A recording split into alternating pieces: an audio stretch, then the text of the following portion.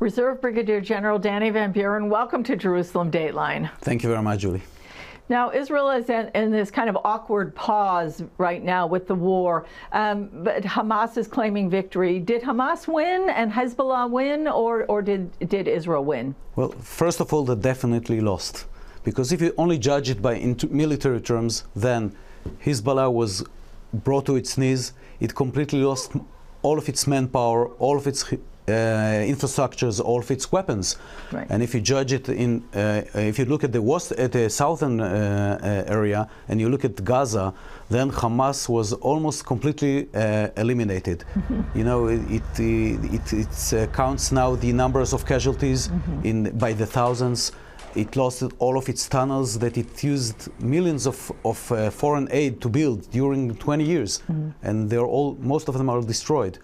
So the only way you would say that Hamas could win is just telling a lie or a narrative which is definitely not correct. But I have to admit that we still have to finish the war, because there are different angles in winning a war against a regular army or against a terror organization. Like, for example? Yeah, we used to think in the West that by killing such a so-and-so activists and by taking out most of the weapons of the terror organization, they're going to lose. Not. They are based by or activating according to jihadic ideology. And in order for this kind of organization to be able to exercise its ideology, they need two factors. One of them is land, and the other is the ability to be in control over the population.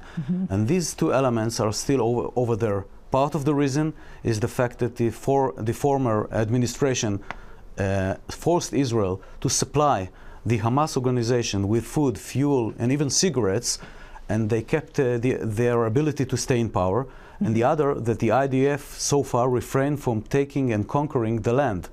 So in these two respects, we still need to finish the job. Okay, now a big wound still for Israel is the whole issue of the hostages. How can Israel get these hostages back? Yeah, so far it's a huge issue, because in Israel we cherish life, and Hamas ideology, they glorify death. We can see it over the past dozens of years. And the effects is that so far we played by their own, ideology or way of thinking, because we kept on letting them, release each time 2 or 3 hostages, doing all these walks of shame, and it was a big show and so on, in order to show that they are still in power.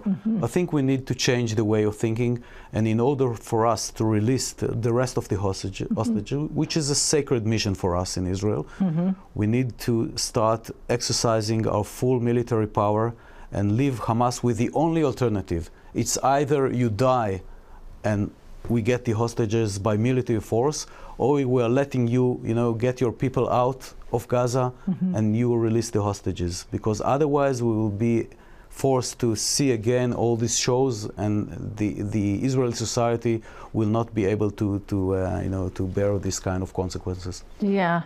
Now, you were the former commander, the friend of the new chief of staff, Israel's new chief of staff.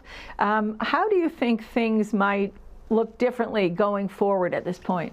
I think dramatically, because if we are looking back at 50 years of generals, chief of staffs, they are all coming from the same way of thinking.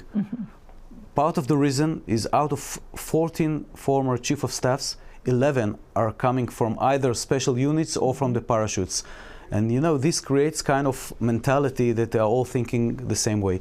The new chief of staff, I know him as a great commander and used to be a friend, is coming from the tanks, and he's seeing things differently in the way his military way of thinking, and I think he's bringing new spirits. He already implied that he's going to make some dramatic changes in the general staff, and I think he's going to exercise the IDF's full strength.